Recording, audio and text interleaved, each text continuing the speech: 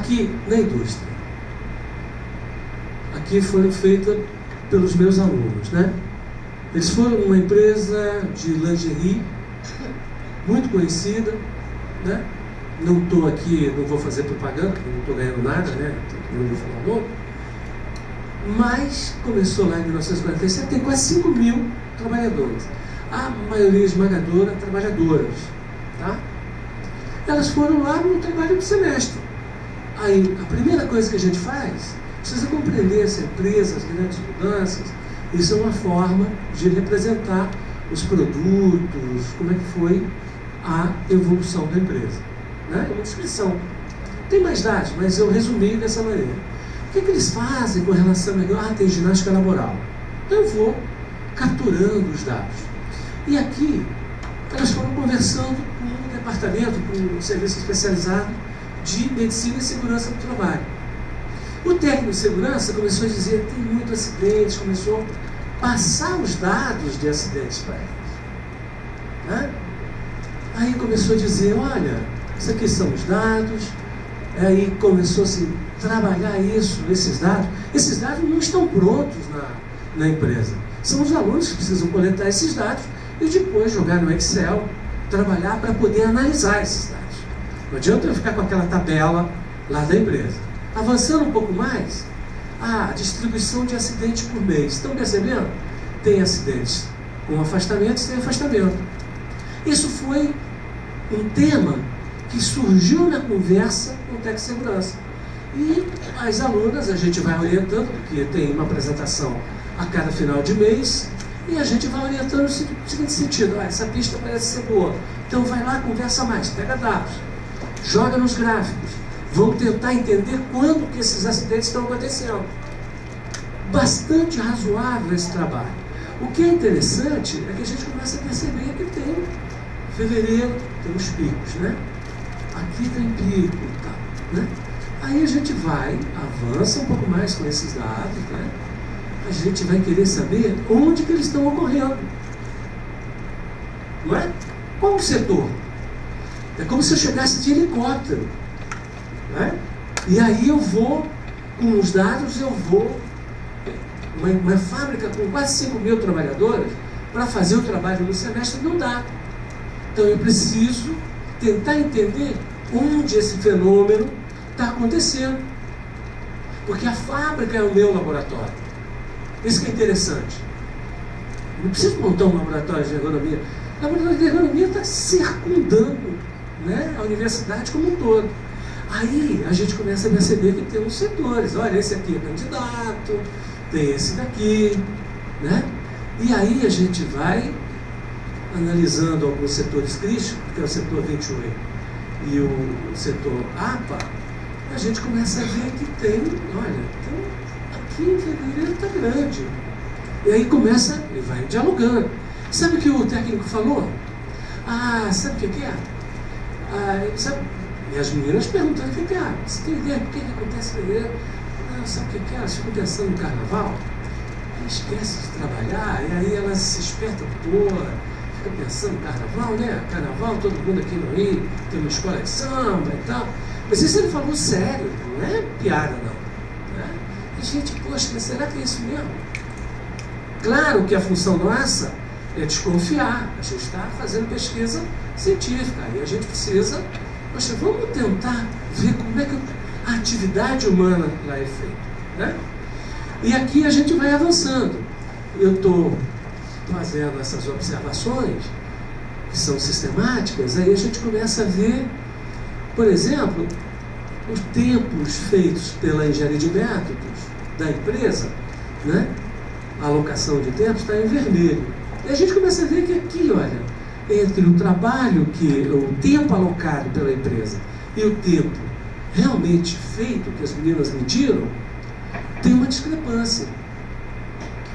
Poxa, aí a gente aprofunda mais, né? E aí eu vou mostrar para vocês usando só a ferramenta Excel. Não precisa usar nada estrambólico não. Aqui a gente falou, poxa, então vamos tentar entender. Vou rezar aqui para abrir, hein? Ver se a gente abre lá o Excel. Oba! Abriu. O que a gente está fazendo aqui? Aquele pico que eu mostrei para vocês, olha só. O que a gente fez? O que as meninas fizeram? Colocaram todas as etapas do processo de produção. Esse é o tempo real, esse é o tempo prescrito pela engenharia da empresa. É claro que elas vão se acidentar aqui com as agulhas, porque o tempo é muito discrepante. Tá? Eu tenho uma comparação entre tempos durante o processo de produção, para cada etapa, meço. A gente tinha uma hipótese. São os tempos que são assignados que estão mal dimensionados. E a gente tinha que provar isso para a empresa. E isso que é o elemento central. Aqui tem mais.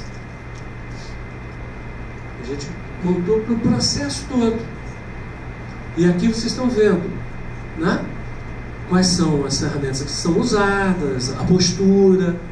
Mas isso, por exemplo, nos livros tradicionais de engenharia de produção, de ergonomia, por exemplo, não fala que o método pode ser um problema ergonômico. Com esse trabalho aqui, a gente provou, até que elas foram conversando com ele. Sabe o que ele confessou no final? É realmente o tempo que a gente chuta. Se ela se acidenta, a gente corrige. Isso é essa empresa de quase 5 mil trabalhadores. Isso é um trabalho de graduação. Então não precisa estar cheio de parafernália. Precisa ter um bom método de investigação, de pesquisa na cabeça. E fazer essa experiência desse trabalho de campo. Esse é um dos trabalhos que a gente sempre mostra para dizer, olha, não é a ferramenta que vai determinar a qualidade da solução, mas é um processo de análise lá dentro da empresa. E o engenheiro de produção confessar isso para a gente, lá da empresa, é fundamental. Né? E confessou não para mim, para as meninas que estavam lá pesquisando. Vocês imaginam como elas vão ser como engenheiras de produção? O que elas construíram de homestage na carreira, tendo essa experiência. E é isso que a gente precisa fazer com todos vocês, para serem bons engenheiros. Aqui, por exemplo, só para mostrar para vocês a que ponto a gente chega para analisar a atividade.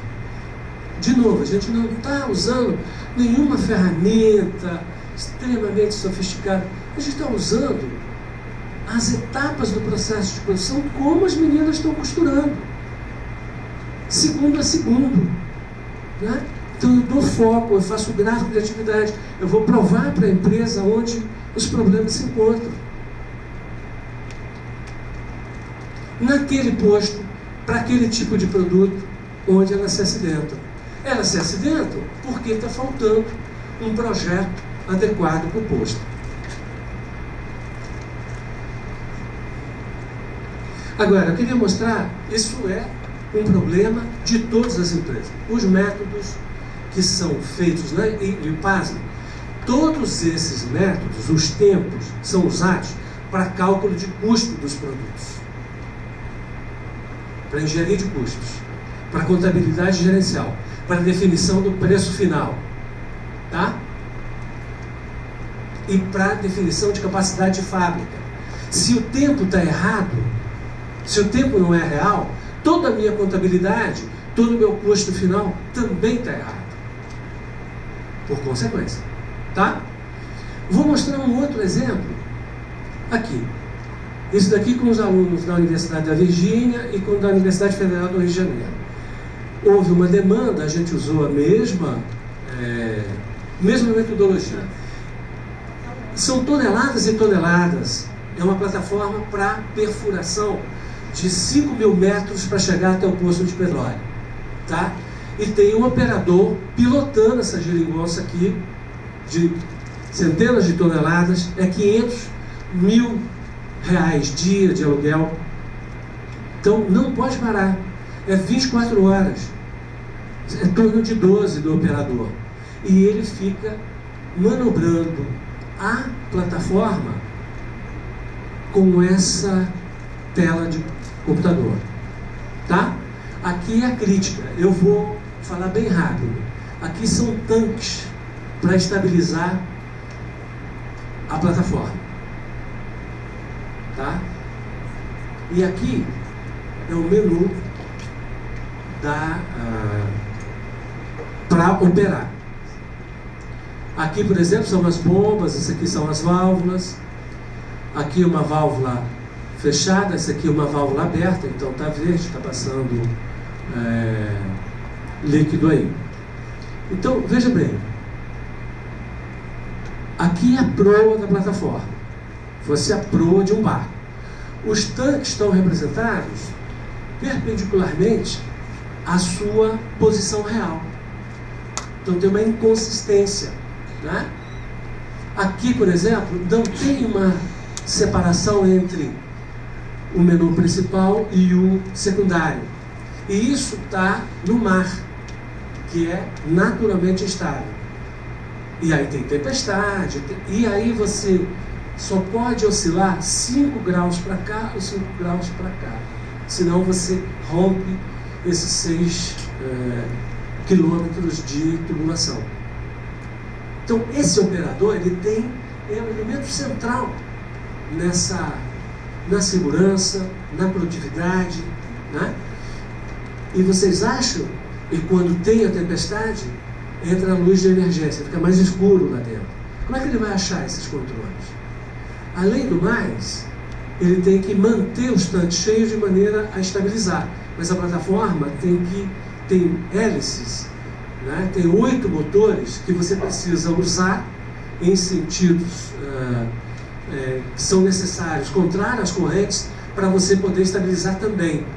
E não pode inclinar para cá, nem para frente, nem para trás. E aqui são os ângulos de inclinação, o trim e o list. Pois bem, isso tudo levou 1 ano para poder, foi 6 meses de coleta de dados, lá na plataforma, tem que subir esse estupício aí para falar com o operador, são 20 andares, né, agarradinho lá na corda. Pensa que eu não tive medo? Eu também tive, subi lá, mas fiquei morrendo de medo de cair. De qualquer maneira, usamos também a mesma metodologia. Depois de várias tentativas discutindo com o operador qual era melhor, esse daqui foi o melhor, escolhido por eles. Aqui a gente corrigiu aquela inconsistência visual, então a proa continua aqui, os tanques a gente melhorou, limpou-se, né, entre aspas, aquele desenho horrível que levava a erro, até a pessoa encontrar o controle para poder tomar a decisão. É a mesma coisa de dirigir. O carro está andando. Se eu demoro muito tempo, eu posso ter um acidente. A mesma coisa acontece com a plataforma. E aqui eu preciso saber onde está indo o fluxo para encher os tanques. E quanto tem em cada tanque. E como é que eu alterno as bombas e eu fico vendo o fluxo que vai alimentar cada um dos tanques. Então a minha decisão vai ser muito mais rápida, né? Especialmente em situações de emergência, que é o caso aí do mar. E aqui tem uma coisa muito interessante, a inclinação da plataforma, ou seja, o balançar, foi feito uma tela à parte para mostrar para que lado está inclinando para lá. Então, para equilibrar, ele vai ter que encher para cá. E isso é muito mais rápido. Isso vocês têm condições de fazer. Também, é um engenheiro de produção que tem que fazer isso. Não existe nenhuma outra engenharia, não é um pessoal de computação. Só se a gente catequizá-los na engenharia de produção. O que também é possível de se fazer, né? Mas tem que fazer segundo essa metodologia.